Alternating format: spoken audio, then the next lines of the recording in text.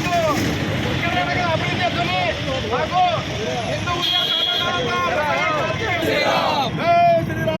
ಪಕ್ಷ ಸಲುವಾಗಿ ಎಷ್ಟು ದುಡಿದಾರ ಅನ್ನೋದು ನಮಗೆ ಗೊತ್ತದ. ಅವ್ರ ಜೊತೆ ಸಣ್ಣ ನಾವು ಅವ್ರ ಜೊತೆ ಬಂದವರಿದ್ದೀವಿ. ಎಲ್ಲರೂ ಏನು ಅಡ್ಜಸ್ಟ್ಮೆಂಟ್ ರಾಜಕಾರಣಿ, ಒಂದು ಈ ಪಕ್ಷದಾಗಿರೋದು ಮತ್ತೊಂದು ಪಕ್ಷ ವೋಟ್ ಮಾಡೋದು, ಈ ಪಕ್ಷದಾಗಿರೋದು ಇನ್ನೊಂದು ಪಕ್ಷ ಜೊತೆ ಶಾಮೀಲ್ ಆಗೋದು, ಇಂಥವ್ರು ವಿರುದ್ಧ ಹೋರಾಡ್ಯಾರ. ವಿನಃ ಪಕ್ಷದ ವಿರುದ್ಧ ಬಸವನಗೌಡರು ಹೋರಾಡಿಲ್ಲ. ಪಕ್ಷದ ವಿರುದ್ಧ ಎಂದೂ ಅವರು ವಿರೋಧ ಹೇಳಿಕೊಟ್ಟಿಲ್ಲ.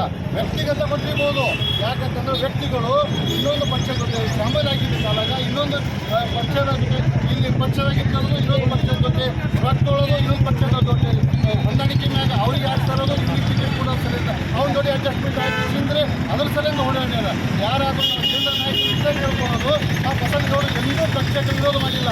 ಪಕ್ಷ ಸಭೆ ಕೊಡ್ದಾರ, ಪಕ್ಷಕ್ಕೆ ಎಣ್ಣೆ ತಾಮ್ರಗಟ್ಟ ಕೊಡ್ದಾರ, ಪಕ್ಷದ ಸಲಹೆ ಕೊಡ್ದಾರ, ಪಕ್ಷಗಳಿಗೆ ಸಲಹೆಂದ್ರೆ ಬಸವನಗೌಡರು ಕೊಡ್ತಾರೆ. ಯಾವ ಕಾರು ಕೂಡ ಅವ್ರು ಸ್ವಾರ್ಥಕ್ಕಾಗಿ ಇವತ್ತಿನ ಸಲಹೆ ರಾಜಕೀಯ ಮಾಡಿಲ್ಲ.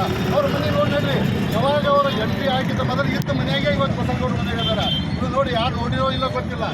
ಅವ್ರು ಕಟ್ಸ್ಕೋಬೇಕಾಗಿತ್ತು, ಅವ್ರು ಮಾಡಬೇಕಾಗಿತ್ತು ಅಂತಂದ್ರೆ ಎಷ್ಟೋ ಎಕರೆ ಗಟ್ಟಲೆ, 2 ಎಕರೆ 4 ಗಟ್ಟಲೆ ಮನೆ ಕಟ್ಸ್ಕೋಬೇಕಾಗಿತ್ತು. ಎಲ್ಲರ ಜೊತೆ ಅಡ್ಜಸ್ಟ್ಮೆಂಟ್ ಆಗಿ, ಎಲ್ಲರ ಜೊತೆ ಹೊಂದಾಣಿಕೆ ಆಗಿ, ಎಲ್ಲರ ಜೊತೆ ಇದು ಇದ್ದಿದ್ರೆ. ಆದರೆ ಅವ್ರು ಹಂಗೆ ಮಾಡಲಿಲ್ಲ. ಯಾಕಪ್ಪ ಹಾಸ್ಪಿಟ್ಲ್ ಯಾಕೆ ತೆಗೆದ್ರು, ಬಡವರಿಗೆ ಯಾಕೆ ತೆಗೆದ್ರು, ಮತ್ತು ಇಷ್ಟೆಲ್ಲ ಬ್ಯಾಂಕ್ ಸೌಕರ್ಯ ಕೊಟ್ಟರು. ನಮ್ಮಲ್ಲಿ ಇಂಡಿಯಲ್ಲಿ ಇಲ್ಲೇ ನೋಡಿರಿ, ಯಾಕೆ 24x7 ಮೆಡಿಕಲ್ ಐತ್ರಿ.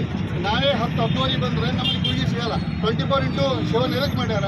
ಬಡವ ಬಗ್ಗರುಗಳಿಗೆ ಕಮ್ಮಿ ರೇಟ್ನಲ್ಲಿ ಸಿಗಲ್ಲ ತಿಳಿಸಿದ್ರೆ ಮಾಡ್ಯಾರ. ಅವ್ರಿಗೆ ಸ್ವಾರ್ಥ ಮಾಡ್ಕೋಬೇಕಾಯ್ತು. ಮಕ್ಕಳಿತ್ತು ರಾಜಕಾರಣದಾಗ ಎಷ್ಟೋ ಅವರು ದುಡ್ಡಿನ ಮ್ಯಾಗ ರಾಜಕಾರಣ ಮಾಡ್ತಿರತ್ತಂದ್ರೆ ಇವತ್ತಿಗೆ ಅವ್ರು ಎಲ್ಲೆಲ್ಲೋ ಏನೇನೋ ಮಾಡಿಬಿಡ್ತಿದ್ರು.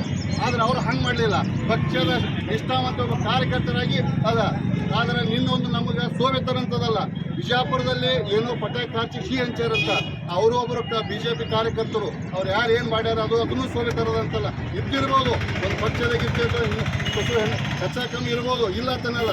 ಸಾದಂತರ ನಾವು ವಿಜೃಂಭಣೆಯಿಂದ ನಾವು ಪಟಾಕಿ ಹಚ್ತೇವೆ, ನಾವು ಬೇಳೆ ಹಚ್ತೇವೆ ಅಂತ ಅದು ಸೋವೆತರದಂತಲ್ಲ. ನಮ್ಮ ತಾಲೂಕು ನಾಯಕರಿಗೆ ಕೇಳ್ಕೊತೀವಿ, ಜಿಲ್ಲಾ ನಾಯಕರಿಗೆ ಕೇಳ್ಕೊತೀವಿ, ರಾಜ್ಯ ನಾಯಕರಿಗೆ ಕೇಳ್ಕೊತೀವಿ, ಕೇಂದ್ರ ನಾಯಕರಿಗೆ ಕೇಳ್ಕೊತೀವಿ. ಆದ್ರೆ ಇದನ್ನು ಉಚ್ಚಾಟನೆ ವಾಪಸ್ ತೋರಿ ಅಂತ ಹೇಳಿಸಿದ್ರೆ ನಾವು ಎಲ್ಲ ಅಭಿಮಾನಿಗಳಿಂದ ನಾವು ಕೇಳ್ಕೊತೀವಿ. ಜೈ ಹಿಂದೂಸ್ತಾನ.